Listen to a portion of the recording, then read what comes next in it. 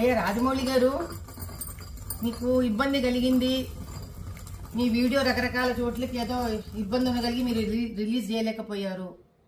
ఎవరి కష్టాలు వాళ్ళకు ఉంటాయి, కాదనట్లేదండి.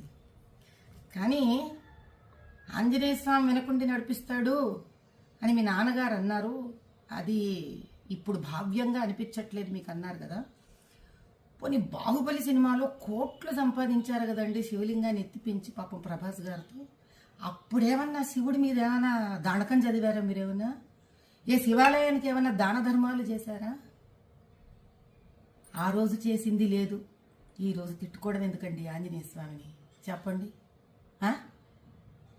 కుల వృత్తిలో వ్యక్తులు అంటే కుమ్మరివాడు ఆ కుమ్మరి వస్తువులని, కంసాలివాడు తన కంసాలి వస్తువుని, డాక్టర్ తాను సర్జరీలో వాడే సర్జరీ వస్తువులని, వీటిలన్నిటినీ దైవంగా భావిస్తారండి.